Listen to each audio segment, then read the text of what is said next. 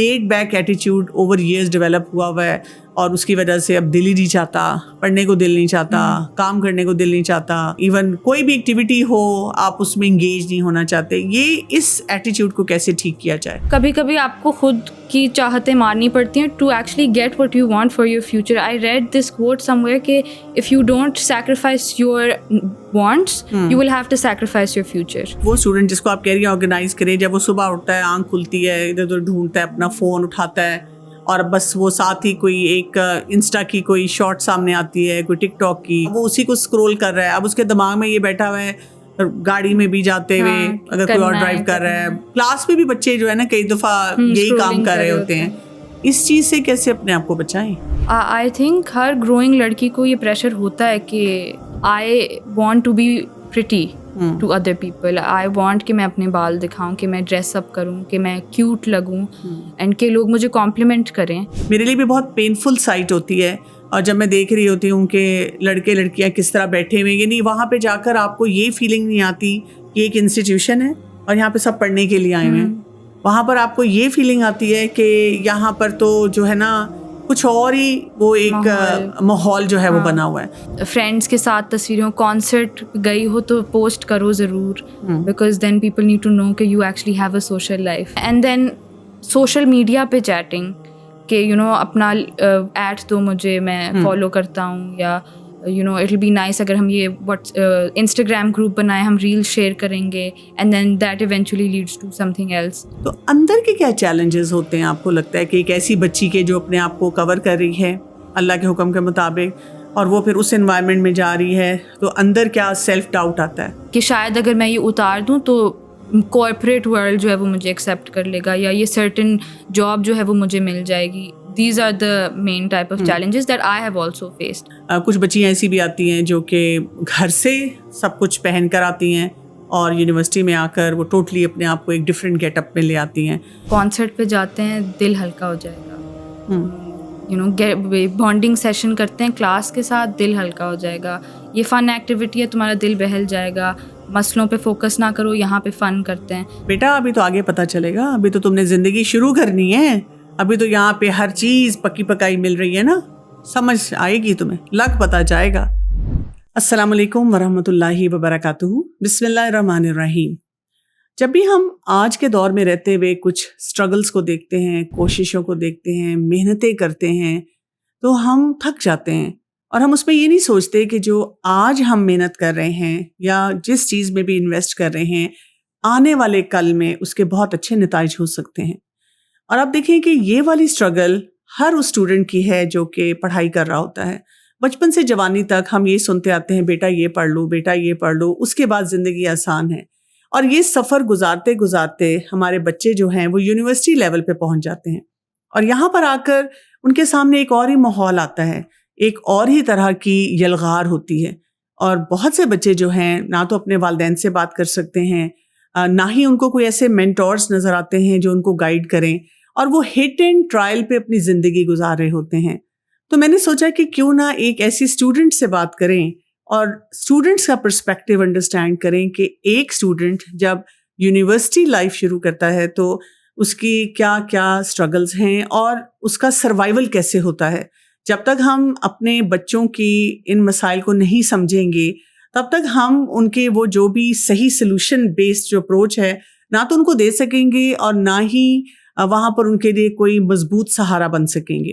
तो मेरे साथ इस वक्त मौजूद हैं ऐमन अहमद जो कि स्टूडेंट हैं, बैचलर्स साइकोलॉजी कर रही हैं एक बहुत रिप्यूटेड यूनिवर्सिटी में, और हम इनसे जो बात करेंगे वो एक जेनेरिक बात है, यानी आप किसी भी यूनिवर्सिटी में चले जाते हैं तो आपको यही चैलेंजेस नज़र आते हैं। और ये मेरे साथ इस वक्त मौजूद हैं। अस्सलाम वालेकुम वरहमतुल्लाहि वबरकातुहू। वालेकुम अस्सलाम वरहमतुल्लाह। अल्हम्दुलिल्लाह, जज़ाकल्लाह खैर। ऐमन आपने कहा कि हाँ I would love to talk about all these challenges, और क्योंकि हम जब यूनिवर्सिटी में जाते हैं ना तो वी स्टार्ट विद एकेडमिक्स, पढ़ाई, सबसे बड़ा फोकस तो हमारा पढ़ाई ही होता है। लेकिन एक स्टूडेंट जब यूनिवर्सिटी में पहला कदम रखता है उस वक्त तो उसके दिमाग में ना वो बहुत होता है ना कि मुझे दाखिला मिल गया, और उसे लगता है कि अब पता नहीं क्या होगा। लेकिन जब वो यूनिवर्सिटी में लैंड कर जाता है तो तब क्या होता है? तब आप बहुत ज़्यादा एक डाइवर्स कम्युनिटी से मिलते हो जहाँ हर किस्म के लोग होते हैं, बहुत काबिल लोग होते हैं, केपेबल लोग होते हैं और ओपिनियनेटेड होते हैं। सही। तो एक लेवल ऑफ अनश्योरिटी आता है आप में कि क्या मैं केपेबल हूँ, मैं यहाँ क्यों हूँ। एंड आई थिंक वो वक्त होता है जब आप you step back and you say अच्छा ठीक है, these are my skills and this is what I have in my bag, मैं जितना दे सकती हूँ मैं देती हूँ। ठीक है, आप देखोगे कि आपके प्रोफेसर्स आपसे क्या चाह रहे हैं, आप स्ट्रेटजी बनाओगे सबसे पहले, यानी स्टडी प्लान पहले ये फोकस होना जरूरी है बहुत। और उसके बाद कोई आपके पास स्टडी प्लान होना चाहिए। हमेशा आप एक प्लान के साथ जाएं, जरूरी नहीं है वो प्लान आगे तक रहे, बट आप जब एक फोकस प्लान से करेंगे तो आपकी आगे की पूरी टर्म डिटरमिन हो जाएगी। आप देखें आपके प्रोफेसर्स आपसे क्या चाह रहे हैं, मार्किंग स्कीम क्या है, पढ़ना किस तरह है, नोट्स किस तरह लेने हैं, और यूजुअली वो पहले 3 वीक्स में अंदाज़ा हो ही जाता है बच्चे को। ठीक है, मैं यहाँ पे आपको यहीं पे रोक के एक बात पूछना चाहूँगी। एक ऐसा बच्चा जिसने लास्ट मिनट स्टडी की हो A लेवल तक या FSC तक, और इन अ वे धक्का स्टार्ट हो ना कि अम्मा अब्बा की जिंदगी है कि वो चाह रहे हैं कि डिग्री मिल जाए, पास हो जाए, तो वो उन माँ बाप की जिंदगी जी रहे हैं ना कि मैं तो आपके लिए पढ़ रहा हूँ, मुझे तो नहीं पढ़ने का कोई शौक है। अब वो जब यूनिवर्सिटी में आके हम चाहते हैं कि उसके अंदर एक ये रिस्पॉन्सिबल बिहेवियर हो, ये जो आप बातें बता रही हैं कि वो प्लानिंग हो, टीचर की बात समझनी हो, ये एक एवरेज स्टूडेंट में कैसे आएगा? शुरू में अगर आप में ये नहीं है तो आपको डेवलप करना पड़ेगा। बहुत से बच्चे ये करते हैं कि एक क्लास होती है यूनिवर्सिटी की, यूजुअली 9 to 5 में आपका एक कोर्स होता है या 2 कोर्स होते हैं। सही। उसमें बच्चा वो कोर्सेज लेता है, घर आता है, सो जाता है। ठीक है, यूजुअली यही रूटीन होती है कि यूनिवर्सिटी स्टूडेंट की। बहुत ज़रूरी है कि आप जिस दिन जो कोर्स पढ़ें वापस आएँ, गिव एटलीस्ट 30 मिनट्स मिनिमम, और आप बस गो थ्रू करें कि अच्छा ये पढ़ा था एंड ये मुझे समझ आया, ये नहीं आया, I should ask the professor. सही। Do not cram before the exam. ये बहुत कॉमन पैटर्न है ना। फिर हम एनर्जी ड्रिंक्स लेते हैं, ऑल नाइटर्स पुल करते हो आप जितने नोट्स होते हैं आप एक ही रात में कंप्लीट करने की कोशिश करते हो। ग्रुप चैट फायर हो रहा होता है कि क्या करना है, कैसे करना है, कौन सा एनर्जी ड्रिंक्स पी रहे होते हैं। हाँ, coffee, energy drink, high on caffeine, bingeing कर रहे हो तो रात भर, फिर सुबह उठते हो तबीयत खराब होती है, वैसे ही आप में एनर्जी नहीं होती तो पेपर आप अच्छा दे ही कैसे सकते हो। फिर हम कहते हैं कि जी बहुत टफ पेपर बनाया था। हाँ, टीचर्स जो है वो कोऑपरेटिव नहीं, बिल्कुल। तो इट्स वेरी इंपॉर्टेंट कि आप अकाउंटेबिलिटी लें। This is your life. University life में जैसे ही आप एंटर होते हो, you are now an adult, you are responsible for your own self. तो आप अपने लिए रिमाइंडर्स रखें फ़ोन पे। मेरा तो 2nd सेमेस्टर से शुरू हो गया था कि असाइनमेंट डेडलाइंस आपकी एग्जाम से 1 वीक पहले आप शुरू हो जाओ। थोड़ा थोड़ा करो, बट स्लोली एंड श्योरली हो ही जाएगा इंशाल्लाह। तो दैट इज़ वेरी इंपॉर्टेंट। ठीक है, अच्छा यहाँ पे ये मैं जानना चाहूँगी कि एकेडमिक्स के रेफरेंस से जब स्टूडेंट मोटिवेटेड नहीं होता, यानी उसके अंदर मोटिवेशन नहीं है, आ गया यूनिवर्सिटी में, उसने कहा शुक्र है वो अम्मा अब्बा का ख्वाब मैंने पूरा कर लिया, या मेरा अपना भी एक ड्रीम था कि I need to be in this university. अब एक ये जो laid back attitude over years develop हुआ है, और उसकी वजह से अब दिल ही नहीं चाहता, पढ़ने को दिल नहीं चाहता, काम करने को दिल नहीं चाहता, इवन कोई भी एक्टिविटी हो आप उसमें इंगेज नहीं होना चाहते। ये इस एटीट्यूड को कैसे ठीक किया जाए? पहले तो I think it's very important to understand कि ज़िंदगी का मकसद मोटिवेटेड रहना नहीं है, डिसिप्लिन हासिल करना है। ठीक है, सो वर्क ऑन मोटिवेशन हम करते हैं ना डोपामीन के साथ। हाँ, एग्जैक्टली। तो कभी कभी आपको खुद की चाहतें मारनी पड़ती हैं to actually get what you want for your future. I read this quote somewhere कि if you don't sacrifice your wants you will have to sacrifice your future. ठीक है, तो बहुत ज़रूरी है कि आप डिसिप्लिन पे फोकस करें instead of always trying to stay motivated. But also मेरे लिए जो O लेवल से ही मैंने रियलाइज़ कर लिया था कि मेरे लिए इट्स वेरी इंपॉर्टेंट कि मैं अपनी इंटेंशन को जो है ना वो रीडायरेक्ट करूँ। ठीक है, कि आई नीड टू रियलाइज कि अगर मैं ये कर रही हूँ, I am doing it for my financial benefit, I am doing it for my professional benefit, but I am also doing it for my आखिरा। कि मैं लिंक कर लूँ अल्लाह ताला के साथ, सदका जारिया के साथ, and that will motivate me. सही। एंड फिर I will do it with more vigour, मैं ज़्यादा मेहनत के साथ करूँगी, क्योंकि फिर आपको ऐसा लगता है कि आपकी दुआएं भी ज़्यादा काम कर रही हैं क्योंकि आप अल्लाह ताला के लिए कर रहे हो। बिल्कुल, इसमें टाइम मैनेजमेंट भी आती है ना। एग्जैक्टली, टाइम मैनेजमेंट बहुत ज़रूरी है। बहुत ज़रूरी है कि आप ऑर्गेनाइज करें कि आपका दिन कैसा जाएगा, और रोज सुबह उठें आप देखें कि अच्छा ये मेरे दिन में मैंने चंक्स बनाए हुए हैं कि इस टाइम पे मैंने ये करना है। आप ऑर्गेनाइज करें अपने दिन को, प्रोक्रेस्टिनेट ना करें। मैं ये पूछना चाह रही थी कि एक वो स्टूडेंट जिसको आप कह रही हैं ऑर्गेनाइज करें, जब वो सुबह उठता है, आंख खुलती है, इधर उधर ढूंढता है, अपना फोन उठाता है और बस वो साथ ही कोई एक इंस्टा की कोई शॉर्ट सामने आती है, कोई टिकटॉक की, कोई ऐसी कोई एक्साइटमेंट वाली चीज आती है, अब वो उसी को स्क्रॉल कर रहा है। अब उसके दिमाग में ये बैठा हुआ है, गाड़ी में भी जाते हुए, अगर कोई और ड्राइव कर रहा है, क्लास में भी बच्चे जो है ना कई दफा यही काम कर रहे होते हैं। इस चीज से कैसे अपने आप को बचाएं? Again I think university life is about realising you're an adult.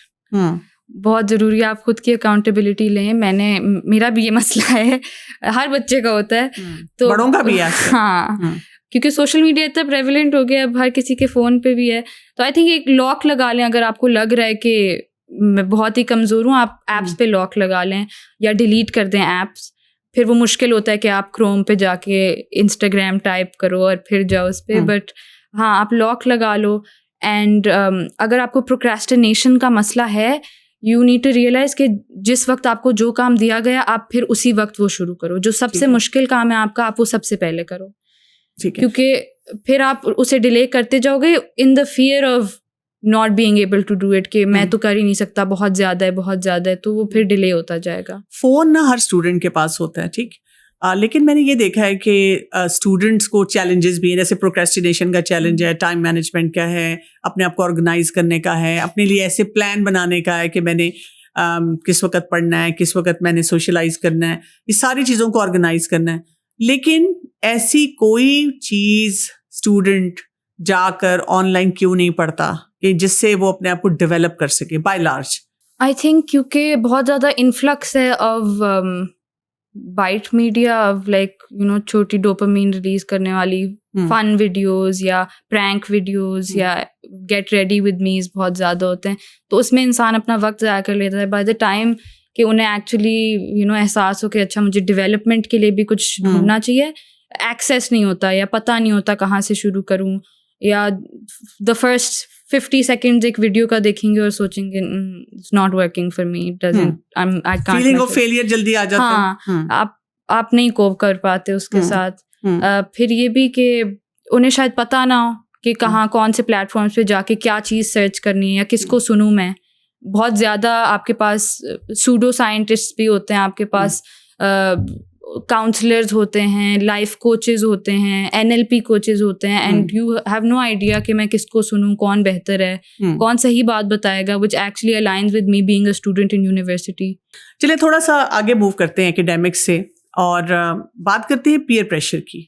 ठीक है, पीयर प्रेशर ये नोन फैक्ट है। अम्मा अब्बा का भी डर यही है, जब बच्चे को वो रिलीज करते हैं कि जाओ बेटा अब आप जवान हो गए हैं और आप यूनिवर्सिटी में हैं, तो डर यही होता है अंदर से, जो दिल धड़कता है ना कि मेरा बच्चा कौन कौन से प्रेशर्स लेगा। इवन जब आप ड्रॉप करते हैं बच्चे को यूनिवर्सिटी में, तो आप इन्हीं चीज़ों के बारे में सोच रहे होते हैं। तो थोड़ा सा हम अगर इसको फर्दर एनालाइज करें, एकेडमिक्स में किस किस किस्म के पीयर प्रेशर होते हैं? एकेडमिक्स में सबसे बड़ा पीयर प्रेशर जो आपका एहसास of being a failure, and class में सबको लगेगा मैं नालायक हूँ, आप चीटिंग करते हो। बहुत चीटिंग्स होती हैं, आपकी प्रॉक्सीज आप लगवाते हो, आप ऐसे काम बहुत करते हो जो एथिकली सही नहीं है, मॉरली भी सही नहीं है। फिर एकेडमिक्स में मेनली यही होता है, चीटिंग करते हो, फिर आप दूसरों को नीचा दिखाते हो, वेयर यू वांट कि अच्छा मुझे ये सारी इन्फॉर्मेशन पता है, मैं दूसरे को ना बताऊं या मैं दूसरे की मदद ना करूं। ये भी बहुत होता है एकेडमिक्स में, मेनली यही होता है। सही। अच्छा, बी फीमेल और आप माशाल्लाह प्रैक्टिसिंग हैं, आप ये जो फैशन इतना ज़्यादा होता है जब आप यूनिवर्सिटीज़ में जाते हैं, और हम देखते हैं कि everyone is dressed up, branded, nice looks, और अपने आप को कैरी कर रहे हैं, और हर कोई दूसरे को देखकर एक कम्पिटिटिव सेंस आती है ना ड्रेसअप होने की भी और सारी फैशन की। इसका क्या प्रेशर होता है? आई थिंक हर ग्रोइंग लड़की को ये प्रेशर होता है कि I have so many friends who I have talk to. जब मुझे पता चला कि मैं ये पॉडकास्ट पे आऊँगी, आई हैव आस्क्ड देम कि what are some issues that you face university में। तो काफ़ियों का यही था जो हिजाब करती थी या निकाब करती थी कि I want to be pretty, to other people. I want कि मैं अपने बाल दिखाऊं, कि मैं ड्रेस अप करूं, कि मैं क्यूट लगूं एंड कि लोग मुझे कॉम्प्लीमेंट करें. And I feel like peer pressure एक स्पेक्ट्रम पे होता है कि एक होता है आप खुद अज्यूम कर लेते हो कि आप पे बहुत प्रेशर है even though people don't care. And एक होता है वो पीपल डू प्रेशराइज यू, जैसे आप ड्रग्स में आपको मुलविस करना, फ्री मिक्सिंग में करना, ऐसे भी होते हैं मामलात. कहा जाता है कि आओ ना, चलो ना, अकेली क्यों बैठी हो. हाँ, कि फन होगा, कि तुम इतनी बोरिंग क्यों हो, ऐसे टर्म्स भी मिलते हैं. तो आई थिंक उसमें तो टिल द पॉइंट ऑफ कि आप फैशन करें, आई थिंक बहुत ज़रूरी है कि आप पहले अपने वैल्यूज़ और अपनी बाउंड्रीज खुद के लिए असाइन करें कि क्या हैं. सही. कि एज अ मुस्लिम मेरी वैल्यूज़ क्या हैं personally, and then what does my रब टेल मी. ठीक है. कि कुरान में क्या लिखा है, कि मैं किस हद तक कर सकती हूँ, कहाँ कर सकती हूँ. Because it's not wrong, natural है कि आप चाहो कि आप खूबसूरत लगो. तो उसमें ऑल्सो खुद को गिल्ट में मत डालें कि why do I want to be pretty to other people. It's completely natural. Okay. And then we have the issue of free mixing या drugs में आपको डालना, या even relationships का बहुत बड़ा issue होता है. तो उसमें it's very important कि यूनिवर्सिटी में ना कुछ शुरू में आपके events होते हैं, आपकी वेलकम्स होती हैं, आपकी फेयरवेल्स भी होती हैं, आपके फेस्टिवल्स होते हैं, आपकी सोसाइटी इवेंट्स होते हैं, सोसाइटी मीटअप्स होते हैं. एंड यूजली इसमें क्या होता है कि for the sake of bonding आपको फ्री मिक्सिंग करनी पड़ती है. आइस ब्रेकर्स होते हैं जो कि माइट मेक यू अनकम्फर्टेबल, ठीक है, माइट नॉट बी अप्रोप्रिएट. उसमें बहुत ज़रूरी है कि आप बाउंड्री सेट करें कि यू एक्चुअली वॉइस के I am not comfortable with this, ये मेरी लिमिट्स हैं और मैं इनसे आगे नहीं निकलूंगी. सही. एंड इवन दो शुरू में इट इज़ वेरी डॉन्टिंग, आपको डर लगता है कि you know these people will जज मी, मैं तो अब बन जाऊंगी कोई मौलवी टाइप, अब मुझे जज करेंगे, मुझे एक बॉक्स में रख देंगे और मुझसे कोई बात नहीं करेगा. बट लोग आपकी रिस्पेक्ट करते हैं. आई हैड दिस इंसिडेंट शुरू में ही. There was this social night मेरे फर्स्ट सेमेस्टर में, and it was all around, पता था कि म्यूजिक होगा उसमें शामिल. तो जो ऑर्गेनाइजर्स थे they were coming into every class and individually सबसे पूछ रहे थे और फिर रैगिंग कर रहे थे कि आओगे या नहीं आओगे. And when they came to me I was like मैं नहीं आ सकती. एंड दे आस्क्ड कि क्यों, इतना क्या, बहुत मज़ा आएगा, ये होगा वो होगा. And I was like I am not comfortable, it doesn't align with my values, I am not comfortable. And सारी खामोशी थी. And I looked at everyone, I was like okay. And they were like, okay, it's fine, ठीक है. And then they went to the other person and I realized कि the world didn't fall apart, everything was fine. ये अंदर का डर था. और उससे फिर मुझे ना वो लत लग गई कि अच्छा अब मैं अपनी वॉइस करूँगी कि यहाँ मैं कंफर्टेबल नहीं, ये मेरी लिमिट है. And you actually become confident कि अच्छा दीन does not pull me back. आप बिल्कुल सही कह रही हैं. मुझे लगता है कि ये जो स्मार्ट आंसर्स है ना, जब आप पीयर प्रेशर से डील करना चाहते हैं, ये आपको बहुत हेल्प करते हैं. रिसेंटली मेरे साथ हुआ है, इस एज में आकर भी मैं एक डॉक्टर्स के ग्रुप के साथ कुछ एक्टिविटीज़ कर रही थी और उसमें कुछ एक ऐसी एक्टिविटी थी which I did not agree with. और वही बात है कि रिलीजियस वैल्यूज़ की वजह से तो मैं उस एक्टिविटी में इंगेज नहीं हुई. ज़्यादातर लोग तो बहुत अनकम्फर्टेबल लुक्स मुझे करा रहे थे कि वैसे डॉक्टर कंवल तो बहुत चीज़ों में पार्टिसिपेट करती हैं लेकिन यहाँ क्यों नहीं कर रही. एक दो लोगों ने बहुत डरते डरते मुझसे पूछा कि आप क्यों नहीं, ये आपने किया. तो मैंने उनको सिंपली यही कहा बहुत आराम से, बहुत कंफर्टेबली कि फॉर रिलीजियस रीजंस. तो आपको पता है कि फिर उसके बाद लोग थोड़ा सा पीछे हट जाते हैं. तो हमारा ये होता है कि हम ना डिफेंसिव हो जाते हैं. अक्सर स्टूडेंट्स को मैंने देखा है कि वो ओवर एक्सप्लेन करते हैं. वो दरअसल हमारे घर में ऐसे नहीं होता. कोई फिर आपको लेबल लगाता है कि तुम्हारे अम्मा अब्बा इतने कंजर्वेटिव हैं. कोई कहता है दरअसल मैं करना नहीं चाहती. क्यों? और अगर आप वैसे कह दें कि वो दरअसल मुझे लगता है कुरान में मैंने पढ़ा था, क्या पढ़ा था, अब आपका कुरान का भी बेस इतना स्ट्रांग नहीं होता ना. तो उसकी वजह से भी ये चैलेंज जो है बढ़ता है. But this is very very important कि फ्री मिक्सिंग जो है इससे हम अपने आप को बचाएं. ये एक ऐसा कल्चर है, मैं भी बहुत से कॉलेजेस और यूनिवर्सिटी में जाती हूँ, मेरे लिए भी बहुत पेनफुल साइट होती है. और जब मैं देख रही होती हूँ कि लड़के लड़कियाँ किस तरह बैठे हुए, यानी वहाँ पे जाकर आपको ये फीलिंग नहीं आती कि एक इंस्टीट्यूशन है और यहाँ पे सब पढ़ने के लिए आए हुए हैं. वहाँ पर आपको ये फीलिंग आती है कि यहाँ पर तो जो है ना कुछ और ही वो एक माहौल जो है वो बना हुआ है.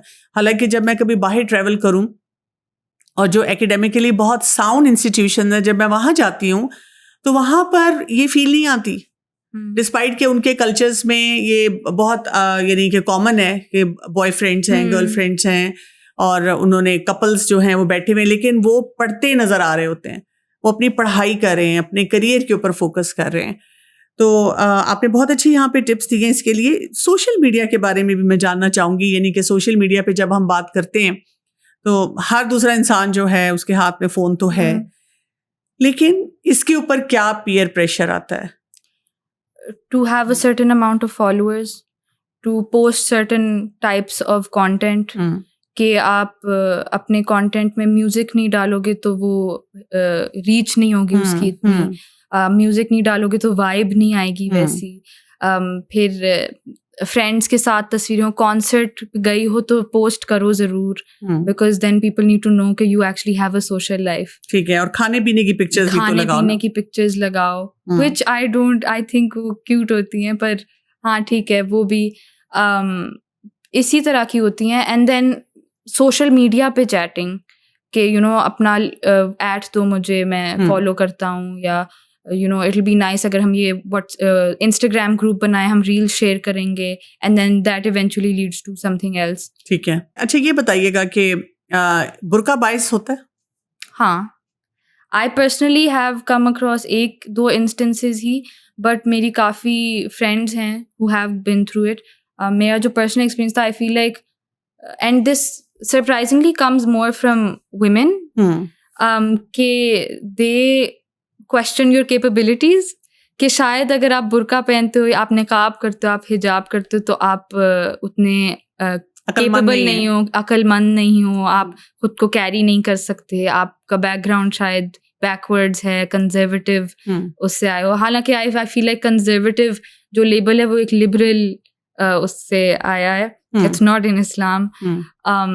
तो हाँ, ये सुनने को मिलता है। एंड फिर मेरी फ्रेंड्स के यही होते हैं कि ग्रुप से बाहर निकाल दिया, कज ओ नहीं इससे बात ना करो, ये बहुत एक्सट्रीमिस्ट होगी, या नहीं she probably isn't fun, boring सी होगी, डल सी होगी, हर बात पे शोर करेगी कि नहीं करना। ऐसे होते हैं। एंड आई थिंक कि जहाँ तक कैपेबिलिटी का सवाल है तो आप लॉन्ग गेम खेलें। अगर कोई आपकी कैपेबिलिटीज क्वेश्चन करता है, जस्ट बी पेशेंट, आप मेहनत करें, आपको पता है आपके क्या स्किल्स हैं, what you bring to the table, you just work on that and you persevere, and वो फिर बाद में आप अंदाजा दूसरे बंदे को हो जाता है कि आप कितने केपेबल हैं और आप क्या कर सकते हैं। ये तो आपने बाहर के प्रेशर की बात की ना, एक जब हम वो एनवायरनमेंट देखते हैं यूनिवर्सिटी का, तो अपने अंदर कैसी सेल्फ डाउट्स आती हैं, यानी उससे पहले आप श्योर हैं, फैमिली के साथ आते जाते आप श्योर हैं, आपने एक ये डिसीजन लिया है अपने लिए कि जिसको मैं आम जुबान में यही कह देती हूँ, मेरा जिस्म मेरी मर्जी, मैं कवर करना चाहती हूँ, तो आप क्यों मुझे रोक रहे हैं ना? आप अगर नहीं कवर करना चाह रहे, दैट्स योर लाइफ, लेकिन अगर मैं करना चाह रही हूँ तो मुझे क्यों नहीं स्पेस मिलती? मेरे साथ भी ये होता है चैलेंज। मुझे अक्सर औकात कुछ लोग बताते हैं कि आप फलां फोरम पे क्यों नहीं जाती और यहाँ पे आपकी ज़रूरत है, तो मैं उनको कहती हूँ आप मुझे बुला लें, क्योंकि बहुत से फोरम्स पे इसी ड्रेस कोड की वजह से मेरा भी बैन होता है कि नहीं इनको नहीं बुलाना, क्योंकि इन्होंने तो बहुत अपने आप को कवर किया हुआ है। तो अंदर के क्या चैलेंजेस होते हैं आपको लगता है कि एक ऐसी बच्ची के जो अपने आप को कवर कर रही है अल्लाह के हुक्म के मुताबिक, और वो फिर उस एनवायरनमेंट में जा रही है, तो अंदर क्या सेल्फ डाउट आता है? सेल्फ डाउट ये आता है कि मे बी मुझे कभी वो अपॉर्चुनिटीज़ नहीं मिलेंगी जिससे मैं अपनी प्रोफेशनल लाइफ में आगे बढ़ सकूं, कि शायद अगर मैं ये उतार दूं तो कॉर्पोरेट वर्ल्ड जो है वो मुझे एक्सेप्ट कर लेगा, या ये सर्टेन जॉब जो है वो मुझे मिल जाएगी। These are the main type of challenges that I have also faced. I am in my 3rd semester and मैं बहुत क्वेश्चन करती हूँ कि मैं कॉर्पोरेट वर्ल्ड में जाना चाहती हूँ या नहीं, क्योंकि फाइनेंशियल बेनिफिट्स हैं वहाँ के, but then also I don't want it to misalign with my values and my parda. So I would actually want to reverse this and ask you for advice on this, क्योंकि a lot of girls I know are facing this, and आपको नहीं पता चलता, अंदाजा नहीं होता कि navigate किस तरह करना है ये hardship. तो what do you say, doctor? हाँ, ये है चैलेंज। मेरे पास आती हैं बच्चियाँ बहुत सारी, और वो मुझे यही कहती हैं कि मसलन ये कि हम कवर कर रहे थे तो हम नहीं कैरी कर सके, हमने आहिस्ता आहिस्ता सब कुछ उतार दिया। कुछ बच्चियाँ ऐसी भी आती हैं जो कि घर से सब कुछ पहन कर आती हैं और यूनिवर्सिटी में आकर वो टोटली अपने आप को एक डिफरेंट गेटअप में ले आती हैं, बिकॉज वो पीयर प्रेशर जो है ना बहुत ज़्यादा होता है।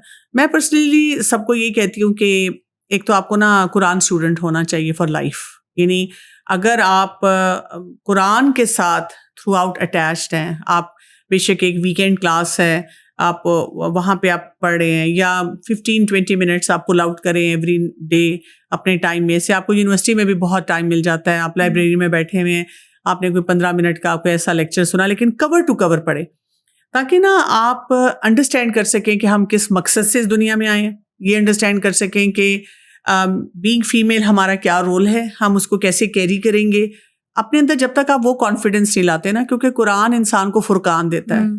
और फिर बाकी जितनी आप बातें कह रही हैं, अपना फोकस करना एकेडमिक्स पे, सोशल मीडिया का सही यूज़ करना, यानी जितना आप अलाइंड होते जाते हैं अपने वैल्यू सिस्टम के साथ, इट्स नॉट जस्ट कि आपने वक्ती तौर पे कवर कर लिया है, लेकिन आपको उसकी कोई वो जो सॉलिड बेस है ना कि क्यों किया है वो आपको नहीं पता। तो answer to why is very important.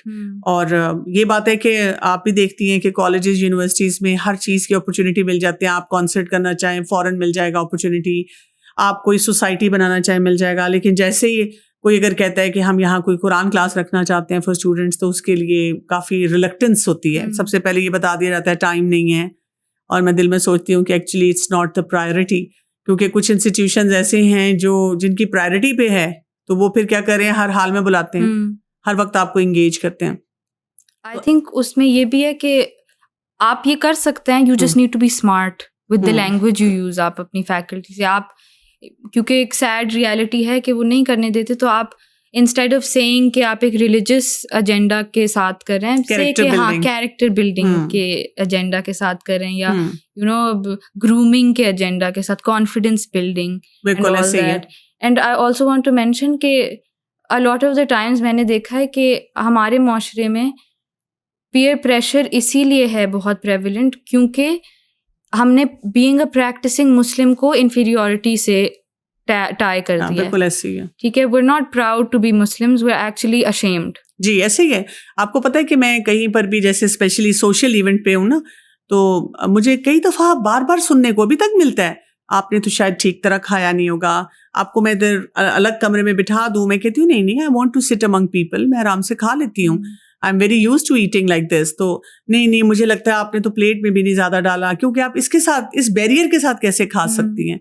तो मैं कहती हूँ नहीं, रेस्ट एश्योर्ड, मैं अल्हम्दुलिल्लाह बहुत ट्रेंड हूँ कि हम खा लेते हैं इसके साथ।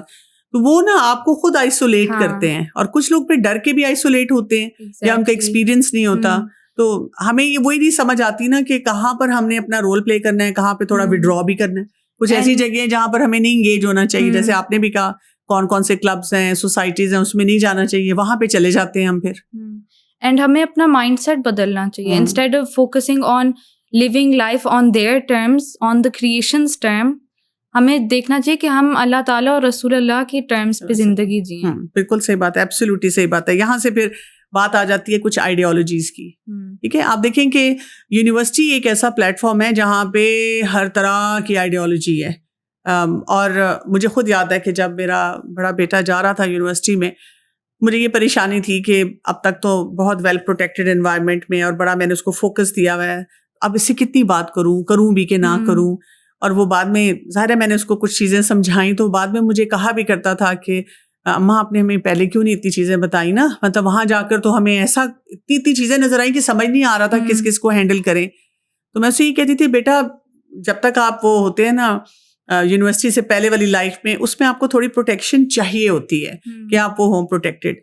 क्या क्या आइडियोलॉजीज हैं जो कि वहाँ पर प्रॉब्लमेटिक होती हैं और जिसके बारे में स्टूडेंट्स के कॉन्सेप्ट ठीक नहीं होते?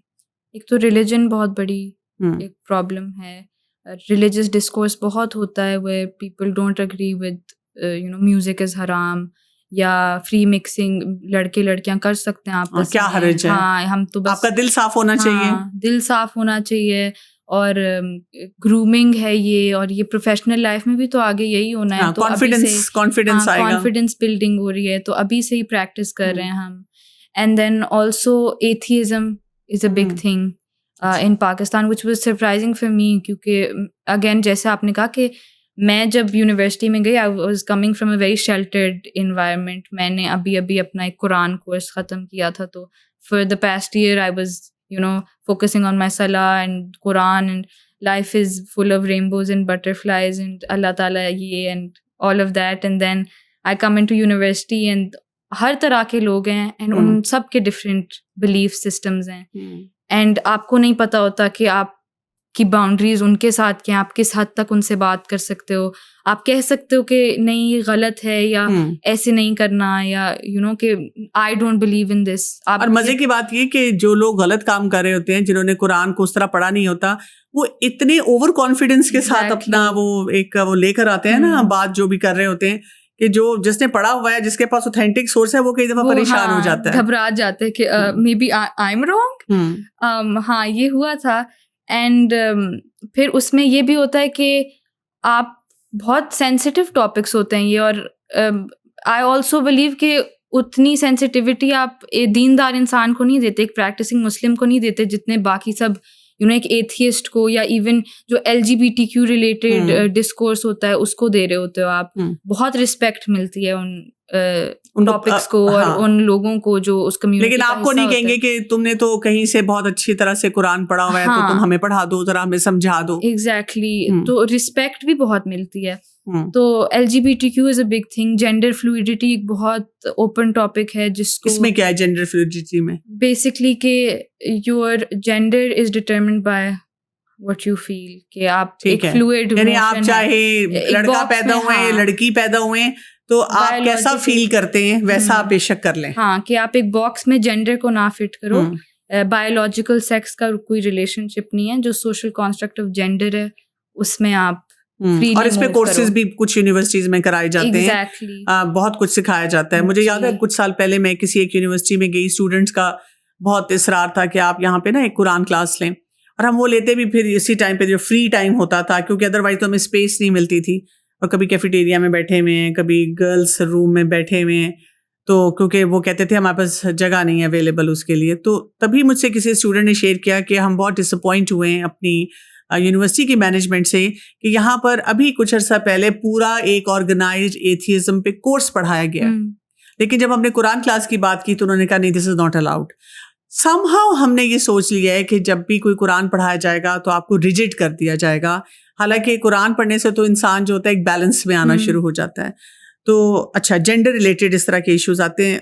ये मुझे बताइएगा कि ये जो फेमिनिज्म की मूवमेंट है, ये भी तो बहुत ज़्यादा होती है. हाँ, बहुत होती है.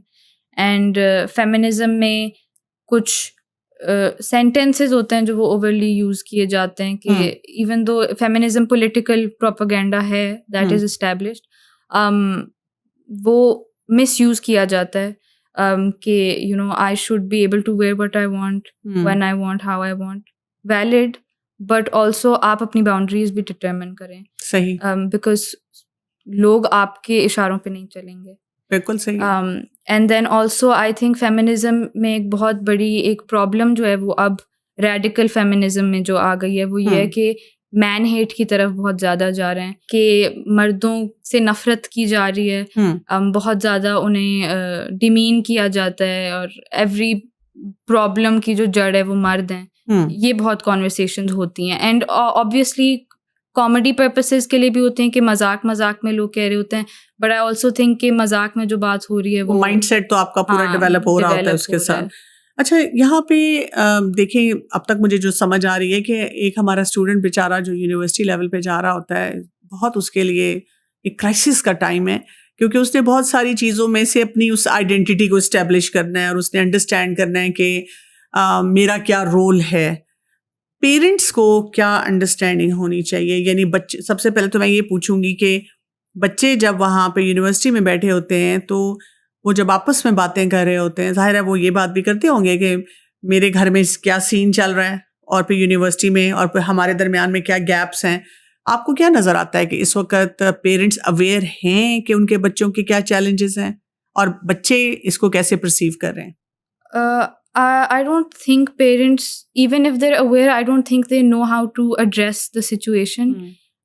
जब एक बच्चा यूनिवर्सिटी में जाता है वो बहुत डरा हुआ और घबराया हुआ होता है they are very unsure of themselves and उसके बाद अगर फैमिली से भी प्रेशर आ रहा हो, अगर पेरेंट्स अंडरस्टैंड ना कर रहे हो, और फिर आप ये भी देखते हैं कि पाकिस्तान में बहुत बढ़ता जा रहा है cases with dysfunctional families, families जहाँ पे पेरेंट्स की आपस में बहुत रिलेशनशिप अच्छे नहीं हैं. अब तो ब्रोकन फैमिलीज भी नजर आ रही हैं, अम्मा कहीं हैं, अब्बा कहीं सिंगल हैं, पेरेंट हाउस होल्ड्स हैं.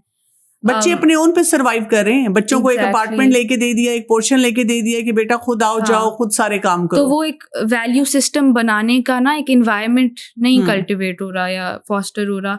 तो I think it's very important कि पेरेंट्स अपने बच्चों के लेवल पे आके देखें कि उनके क्या मसाइल हैं. Be a listening ear first, and उसके बाद आप इवन कोलैबोरेट कर लें कि किस तरह हल करना है. बहुत जरूरी पेरेंट्स है. क्या समझ रही हैं कि हमारी डिसफंक्शनैलिटी बच्चों को अफेक्ट कर रही है? क्योंकि मेरे पास भी जब भी पेरेंट्स किसी भी सिलसिले में बात करने आते हैं, अपने बच्चे को बिठा देते हैं, ये डॉक्टर कमल इसको किसी तरह फिक्स कर दें, और जब मैं उनको बताने की कोशिश करती हूँ कि ये आपके मसले की वजह से जनरेट हो रहा है, तो जवाब ये मिलता है, देखिए हम तो अपने मसलों को जो भी करेंगे ना, इससे इसका क्या ताल्लुक है. They are not able to see that connection. तो आपको लगता है कि बच्चे समझा पाते हैं वालिदैन को कि जो आप लोग अपनी जिंदगी में क्योस लेकर चल रहे हैं उसकी वजह से I am badly impacted? I believe parents need to understand कि बच्चे की जो प्राइमरी सोशलाइजेशन है वो पेरेंट्स ही हैं. तो जो भी उनकी फ्यूचर अंडरस्टैंडिंग ऑफ दुनिया है, ऑफ पीपल है, वो पेरेंट्स से ही आएगी.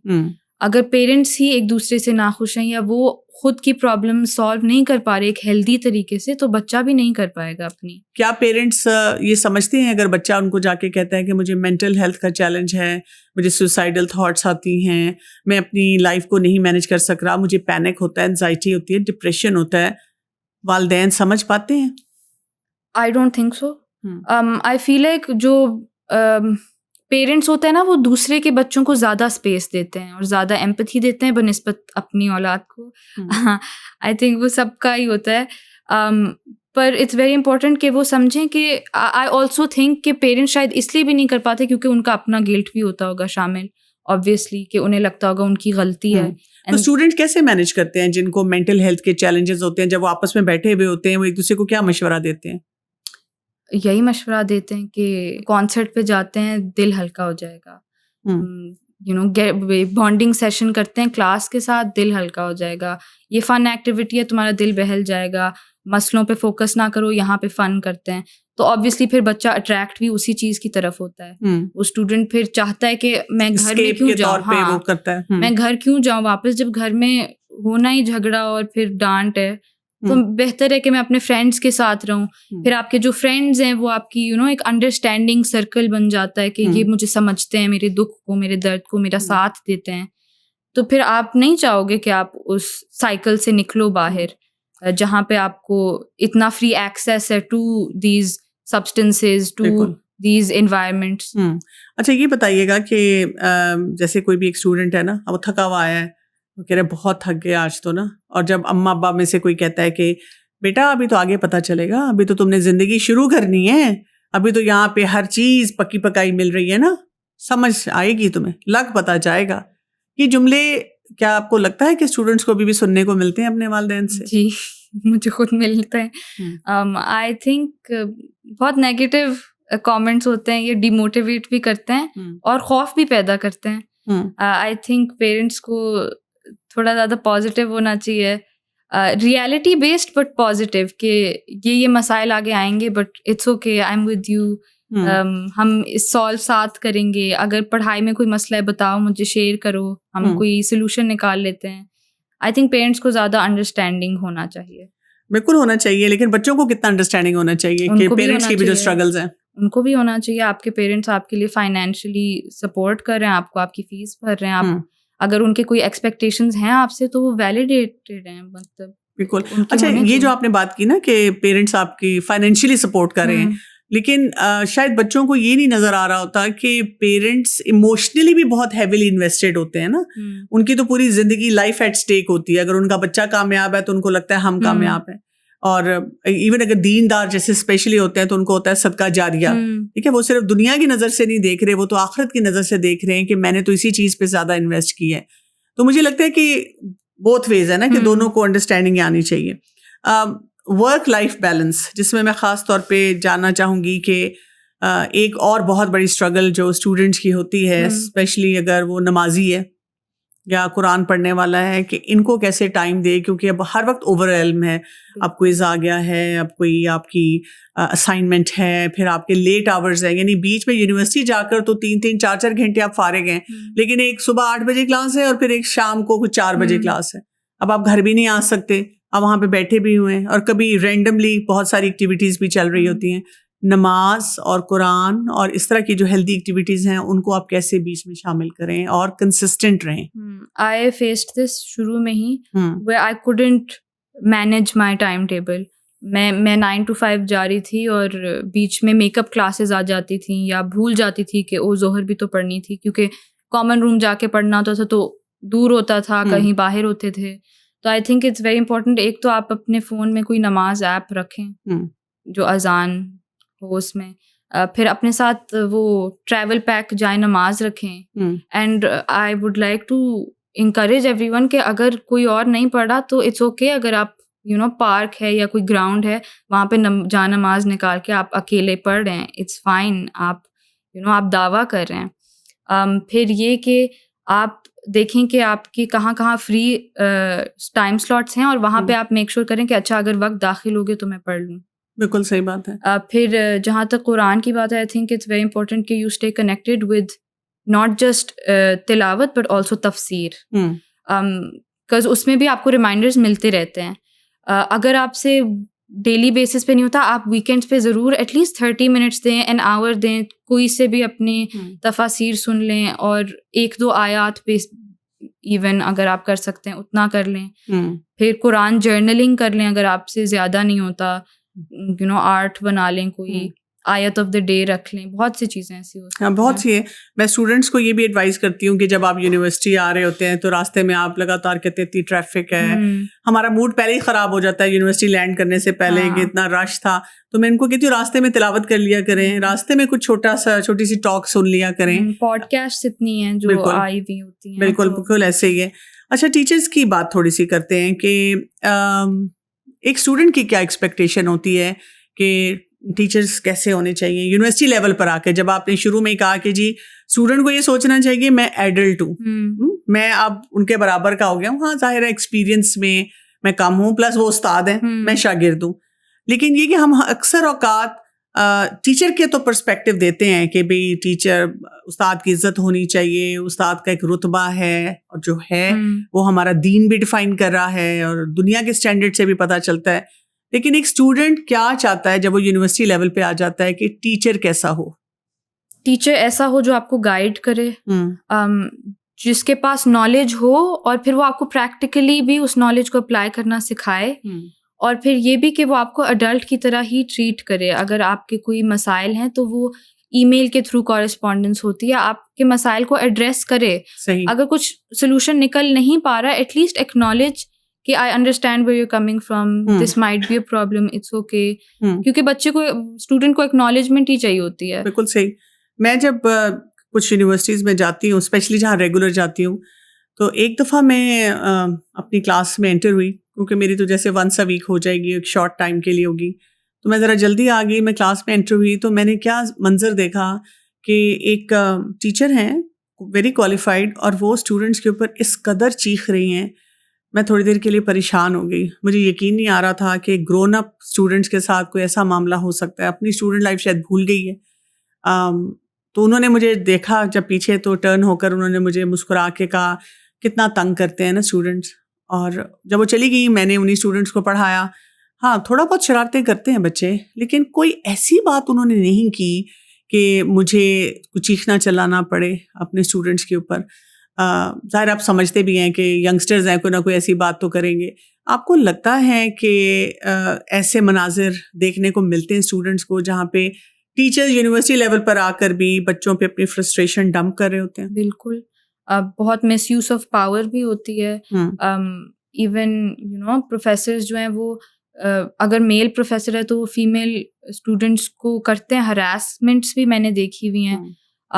तो ये होता है, रिस्पेक्ट नहीं दी जाती कुछ सिचुएशंस में। आई have also come across professors जो बहुत ही अंडरस्टैंडिंग है, उनका टीचिंग स्टाइल बहुत अच्छा होता है, वो हर स्टूडेंट को केटर करते हैं। तो बोथ सिनेरियोज हैं, बट हाँ, दिस इज़ अ प्रॉब्लम जो I think I would encourage कि जो फैकल्टी है वो फिर जब हायर करे तो देख के करे, बिकॉज बहुत ऐसे मसले आते हैं और फिर बच्चे आगे नहीं बढ़ते बिकॉज उनको लगता है कि कोई सुनेगा नहीं उनकी।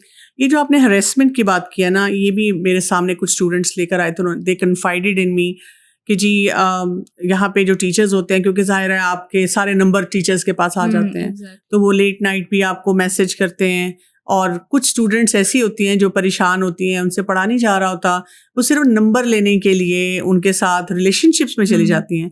यानी आपके वालिद की उम्र के वो कोई टीचर हैं और वो जो बच्ची है वो इस तरह के चक्कर में इन्वॉल्व हो चुकी हुई है। तो ऐसे स्टूडेंट्स को आप क्या रहनुमाई देंगी, या कैसे ऐसे स्टूडेंट को अपने आप को इस तरह के सिनेरियो से बचाना चाहिए? क्योंकि मैं तो स्टूडेंट्स को साफ कहती हूँ कि बेटा, जो आपको अंकल नज़र आ रहे हैं, आप सिर्फ देखिए मर्द है, और हमारे दीन ने बता दिया कि मर्द के साथ आपने क्या बाउंड्री स्टैब्लिश करनी है ना। लेकिन ये स्टूडेंट्स क्या करते हैं फिर? आप उनसे डायरेक्टली कांटेक्ट रखो ही मत। हर यूनिवर्सिटी में, हर कोर्स में आपको एक क्लास रिप्रेजेंटेटिव दिया जाता है, जो किसी वजह से दिया जाता है। आपके कोई भी प्रॉब्लम्स हो वो आप उन्हें बताओ, they will address it in the class group जिसमें प्रोफेसर्स एडेड होते हैं। उसके अलावा ईमेल कॉरेस्पॉन्डेंस भी आप के क्लास रिप्रेजेंटेटिव्स होते हैं, वो हैंडल करते हैं। और अगर आपको कोई अननोन नंबर से मैसेज आता है, कोई भी ऐसा या उस तरह से, तो आप बिल्कुल उसको जवाब भी ना दें। हाँ, इग्नोर इट। एंड अगर ऐसा मसला आता है, confide in someone trusted, and बेशक उनसे कह दें कि वो हायर अथॉरिटीज में जाके कंप्लेन करें कि this is what they have seen happen. बिल्कुल सही बात है। अच्छा, कई दफ़ा बहुत अनफेयर डील्स हो जाती हैं, यानी ऐसी ज्यादती हो जाती है किसी स्टूडेंट के साथ, वो छोटी इंडिविजुअल लेवल पे हो सकती है, कलेक्टिव लेवल पे हो सकती है, जिसमें कभी कभी अथॉरिटीज़ आपकी बात भी नहीं समझ रहे होते और गलत तरीके से कर रहे होते हैं। तो स्टूडेंट्स को ये फील होता है कि I need to raise my voice. अगर आप अकेले हैं और आपको अपनी आवाज़ बुलंद करनी है गलत बात पे, तो वो कैसे की जाएगी? अगर आप पूरा ग्रुप है, आप देखें, हमने देखा है कि जब स्टूडेंट गुस्से में आ जाता है तो वो तोड़ फोड़ शुरू कर देता है, वो डिस्ट्रक्टिव हो जाता है, और वो डिस्ट्रक्टिव होने से मसाइल जो होते हैं वो बढ़ जाते हैं। तो कौन सा ऐसा हेल्दी तरीका आप समझते हैं? क्या स्टूडेंट्स आपस में डिस्कस करते हैं कि अगर हमें कोई चैलेंज आएगा तो how will we raise our voice? क्या तरीका होना चाहिए? I think first and foremost social media जो है वो ब्लेसिंग भी है, कर्स भी है। उससे आप सही इस्तेमाल उसका करें, and do raise your voice through social media. Second, जब भी आप डिसाइड करें as a collective, as a community students की कि हमने अपनी आवाज़ उठानी है, तो मेक श्योर कि आप तोड़फोड़ नहीं करें, कि आप डैमेज नहीं करें, कि आपकी मॉब मेंटालिटी नहीं है, बिकॉज उससे आपकी जो एक इमेज है ना वो डिस्ट्रॉय हो जाएगी। No one will take you seriously.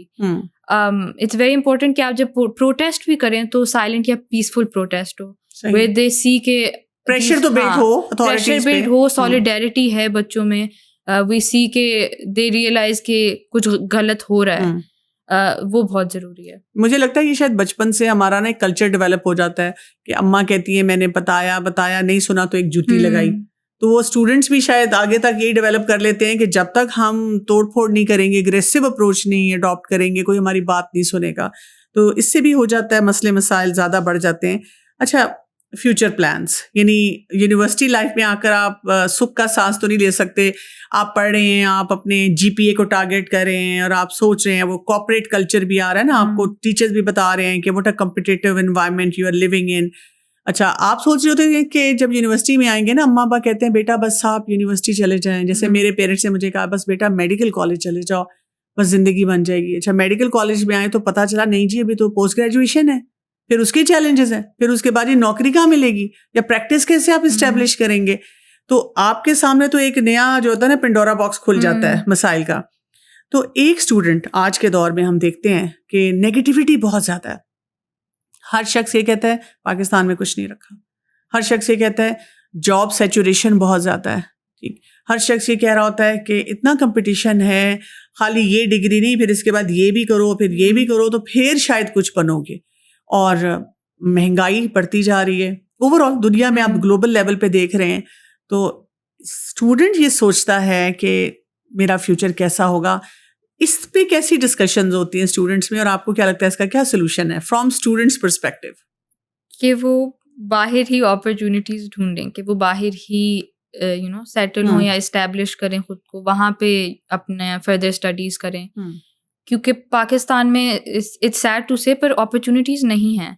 And I would say कि अगर आप चाहते हैं कि आपका मुल्क तरक्की करे, तो अपॉर्चुनिटीज क्रिएट करें। आप एक ऐसा पॉजिटिव इन्वायरमेंट क्रिएट करें बच्चों के लिए जहाँ उन्हें फील हो कि हाँ, we can bring something to the table, हम अपने मुल्क के लिए कुछ कर सकते हैं। वरना तो यही होता है कि वो बाहर जाते हैं, वहाँ एजुकेशन हासिल करते हैं, वहीं फिर लेकिन जब वो बाहर जाते हैं तो वहाँ जाकर वो रेस्टोरेंट में जाकर बर्तन भी धो लेते हैं, झाड़ू भी लगा लेते हैं, टैक्सी भी चला लेते हैं।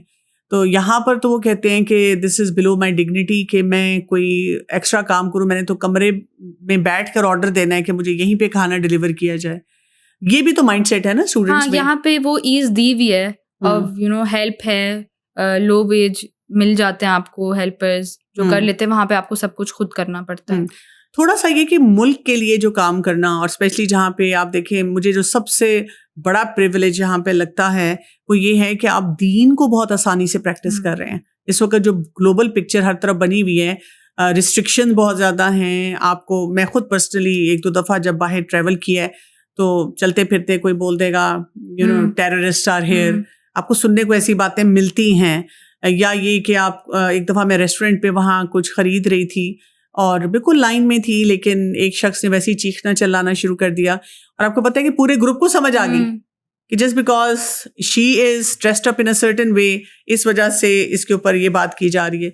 हाँ, ये भी है कि वो एक शख्स को, उसी शख्स को सब लोगों ने डिस्कार्ड किया, उसको पुश आउट किया, मुझसे सॉरी बोला कि आप बिल्कुल लाइन में थी, कोई ऐसा मसला नहीं था। लेकिन ये वाली चैलेंज भी तो बाहर बहुत ज़्यादा एग्जिस्ट करते हैं। हमारे मुल्क में अल्हम्दुलिल्लाह हम अपनी प्रैक्टिसेस को आसानी से लेके चलते हैं। बहुत से यंगस्टर से जब मेरी बात हो तो मैं उनको कहती हूँ, कम से कम यहाँ बैठ के कोई मुझे ये नहीं कहेगा go back to your country. मैं अल्हम्दुलिल्लाह अपनी कंट्री में ही बैठी हुई हूँ। तो ये वाली सोच आपको लगता है यूनिवर्सिटी लेवल पे इंस्टिल की जा सकती है? कोई ऐसे अपॉर्चुनिटी स्टूडेंट को दिए जा सकते हैं कि वो ज़्यादा अपने टैलेंट को यहाँ इन्वेस्ट करना चाहे? आई एम श्योर दी जा सकती होगी, पर ऐसी कॉन्वर्सेशंस होती नहीं है यूनिवर्सिटी में कि बाहर मसाइल क्या होंगे। यूजुअली यही बात की जाती है कि आसाइशें होंगी और अपॉर्चुनिटीज़ होंगी। बट हाँ, आई वुड लव कि अगर पाकिस्तान में ही अपॉर्चुनिटीज़ क्रिएट की जाएं, स्किल्स डेवलप करवाए जाएं बच्चों के, जहाँ उन्हें वो स्पेस मिले कि वो कुछ कर सकें, फाइनेंशियली भी उन्हें गेन मिल रहा हो। आपकी बातों से ना मुझे एक जो बात समझ आ रही है वो ये है कि फ्रेंड्स की जो कंपनी है ना वो बहुत इंपॉर्टेंट है। क्योंकि आप देखिए, ये सारी कन्वर्सेशन टीचर से नहीं हो रही। टीचर तो अपने क्लासरूम एनवायरनमेंट में आ रहे हैं, कोई टीचर ऐसा विजनरी होगा जो आपको एक ब्रॉडर पर्सपेक्टिव देगा। ज़्यादातर तो आते हैं, अपने सब्जेक्ट पे फोकस किया, जो पढ़ाना है, एग्ज़ाम लिया, क्विज, ये पढ़ाई वो पढ़ाई, और वो चले गए। आप ज़्यादा इंटरेक्शन कर रहे होते हैं यूनिवर्सिटी लेवल पे अपने पीयर्स से, फ्रेंड से, तो उस कंपनी का क्या असर होता है? बहुत असर होता है। आई थिंक जो शख्सियत आपकी होती है वो आपकी कंपनी से ही बनती है। और अगर हम बात करें कंपनी की, आई थिंक सबसे बड़ी चीज़ रिलेशनशिप्स में जो आपके ऊपर आपको एक परसीव्ड प्रेशर फील हो रहा होता है कि मैंने रिलेशनशिप में घुसना है, वो इसीलिए हो रहा होता है क्योंकि आपकी कंपनी ऐसी होती है। अक्सर आप देखते हैं कि एक सर्टेन ग्रुप होता है आपका जिसमें सिर्फ बॉयज़ की बात हो रही होती है। ये बात हो रही होती है कि उसने मुझे ये इमोजी भेजा, या उसने मुझसे ऐसे बात की, या उसने मुझे ये लुक भेजी, that must mean he likes me. तो जब आप कॉन्स्टेंटली ये सब सुन रहे होते हो तो आपके दिमाग में भी यही सब चल रहा होता है। फिर आपका दिमाग भी वैसा ही चलने लगता है कि हर सिचुएशन में फिर आप वही एक चीज़ देखते हो और नोटिस करते हो और वही मौके ढूंढते हो। कितने चांसेस होते हैं कि यूनिवर्सिटी लेवल में आकर आप बैड कंपनी का इन्फ्लुएंस ज़्यादा जल्दी ले लें? शुरू में यही होता है, क्योंकि शुरू में आपका गोल होता है to fit in, to be cool, to be accepted. क्योंकि एक अननोन एनवायरनमेंट होती है तो आपको चाहिए होता है कि कोई सपोर्ट सिस्टम शुरू से ही हो आपका। आई वुड सजेस्ट कि शुरू से ही आप कोई एक ऐसा बंदा ढूंढ लें जो आपको लगे कि मुनासिब है, सही, कि आपके वैल्यूज अलाइन करते हो। आप एक ऐसा ग्रुप ढूंढें जिनमें विजन हो, जो ग्रोथ की तरफ ज़्यादा फोकस्ड हो, जो वर्क ओरिएंटेड ज़्यादा हो, और आप उनमें फ़न भी कर सकते हैं। आप बाहर घूम भी सकते हैं, ऑल गर्ल्स पार्टी करें, आप बेशक बाहर जाएं, कॉफ़ी पिएं, तो आप खुद को लिमिट मत करें, हम्म, पर आप खुद की बाउंड्रीज सेट करें कि इससे आगे मैं नहीं बढ़ सकती, क्योंकि फिर मसाइल ही मसाइल होंगे। बहुत बहुत शुक्रिया आपका ऐमन। आज आपने हमें एक वो जो है ना बड़ी अच्छी विंडो खोल के दिखाई कि एक स्टूडेंट की ज़िंदगी कैसी होती है, स्टूडेंट की सोच कैसी होती है, और हम सब ग्रोन अप्स को कहाँ पे अपना शेयर डालना चाहिए, और जो स्टूडेंट्स भी हैं उनको कैसे अपने आप को फोकस करना चाहिए।